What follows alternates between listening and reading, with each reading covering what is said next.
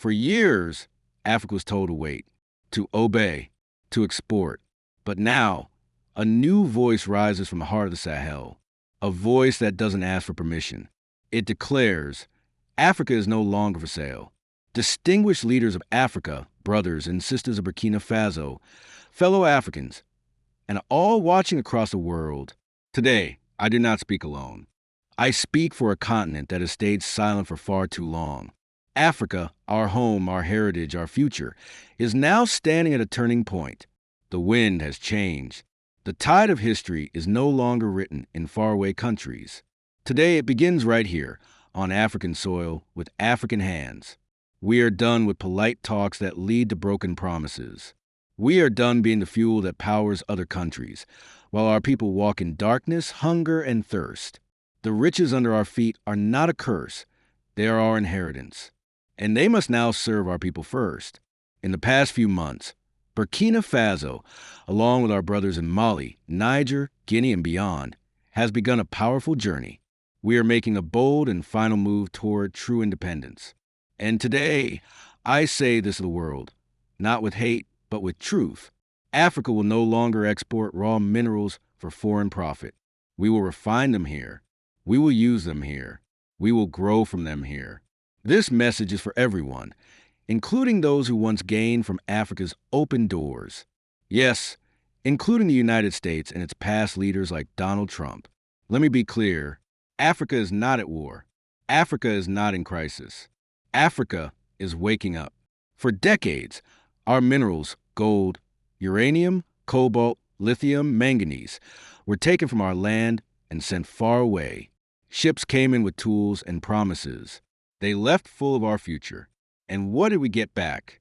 Loans, lectures, sanctions, and fake partnerships. But the mask is now fallen. Today, Burkina Faso stands proudly with Mali, Niger, Guinea, and every African country that has found its voice. We are not searching for enemies. We are building alliances. But we will no longer accept unfair treatment. We will not stay quiet while others grow rich from our pain. We were called poor by those who took our gold. We were called unstable by those who made us unstable for access. We were called third world by those who built first world empires from our minerals. I say enough. Let this be heard clearly.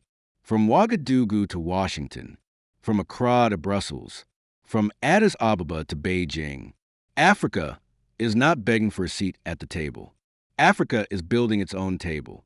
And to former U.S. President Donald Trump, who once said America is not the world's policeman, but whose policies made America the toll booth of the world, I say with full respect, leave Africa alone. Let us rise. Let us grow. Let us heal. Burkina Faso is a sovereign nation. We choose the path of dignity. We will keep our gold underground until we can refine it ourselves. We will keep our lithium until we can build our own batteries. We will not sign deals made in foreign boardrooms. Some may call this radical, but let me remind you, there is nothing radical about self-respect. Our ancestors fought colonizers with weapons. Today, we fight neocolonialism with policy, unity, and courage. This is not rebellion. This is destiny. So I call on every African leader, every youth group, every farmer and miner. Let us unite. Let us not be divided by fake borders made by people who never wanted us to grow. Africa is not divided. Africa is waking up. After so-called independence, our chains change from iron to ink, from shackles to contracts. What was once forced with guns is now controlled through money and debt. We were told we were free, but we stayed trapped by debt, by export rules and fake development plans. What is sovereignty if we don't control our economy? What is freedom if we export raw minerals and import finished goods we can't afford? What is national pride if our currency is printed in someone else's country? These are not just questions. They are the foundation of a new African future. To build this future, we must start with our resources. Burkina Faso, a land full of gold, but with people living in poverty. This must end. We are now investing in our own mining and refining systems, not to isolate ourselves, but to compete fairly as equals. No more one-sided deals. Microphone welcome to Code of Lion, where African stories are told with power and truth.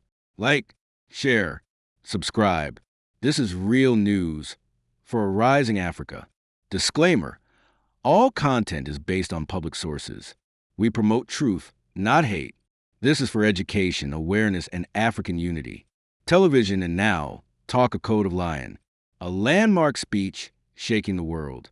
This week, President Ibrahim Traoré stood before cameras and the people of Africa and made history. His message was direct, aimed at Donald Trump and the entire Western world. Africa is at peace now, and we will no longer export our minerals while our people stay poor. This is more than a speech. It is a new era. For years, Africa's gold, cobalt, lithium, oil, and diamonds were taken under systems made by colonizers. In Ouagadougou, Traoré said, "Mr. Trump, Africa is not your battleground. Burkina Faso and its allies in Mali, Niger, Guinea are banning the export of raw minerals. No more unprocessed gold or lithium will leave without value added. Refining plants are being built right now to process minerals inside Africa. Leaders in Zimbabwe, South Africa, Tanzania, and DRC are supporting the move and may follow soon. This means jobs. This means industry. This means Africa keeps the value chain. We want peace, but not by giving away our dignity. To the youth, we are not begging for a place anymore. We are building our own future. To the mothers and farmers, your sweat will now grow the crops of African success. To our ancestors, your struggle was not wasted. To our children, this is the Africa we promised you." And he ended, staring into the camera. "Mr. Trump, Mr. Biden, Mr. Macron, we will meet as equals, but don't expect business as usual. Africa is no longer for sale. Africa must now own its production, protect its ideas, fund its own science, educate its youth, and build its future with African wealth. New trade deals are being made with other African countries and Southern partners. The key? Ownership. No more unfair contracts. No more foreign mining giants taking everything. We are not your battleground with China or Russia. We are Africa, and we will turn our minerals into tech. Here, that is how we finally break the chains. In Washington and Brussels, some are worried. They call it resource nationalism. But Africa calls it justice. In Beijing and Moscow, cautious respect. A new tone is forming. Africa will lead its own path. President Traoré said, "Africa is at peace, not because we are weak, but because we now protect our dignity with wisdom." He added, "We are building industries, training our youth, defending our sovereignty. No more foreign planes flying off with African gold. No more paying 10 times more for finished products made from our own minerals. This ends now. Africa will refine its gold, lithium, cobalt. We will build Africa's future." For too long, giant companies took trillions from Africa, left behind pollution, broken homes, and poverty. But now, under Traoré's leadership, a new era begins. His strongest words were for Donald Trump, who once said America must grab Africa's minerals before China does. Traoré answered calmly but firmly, and his voice echoed around the world. So what does it mean to stop exporting raw minerals? It means Africa will not just dig. Africa will build. The world reacted fast. Some called it bold. Some called it risky. But in Africa, it sparked pride and awakening. "This is more than about minerals," said one citizen. "This is about power. Our power." President Traoré said it best. "We are not anti-West. We are pro-Africa. This is a dream of Sankara, Nkrumah, Lumumba, reborn in our time. Ladies and gentlemen, this was not just a speech. This was the beginning of African freedom. Thank you for watching. If this message matters to you, like, share, and subscribe. You're watching Code of Lion, telling the stories that matter.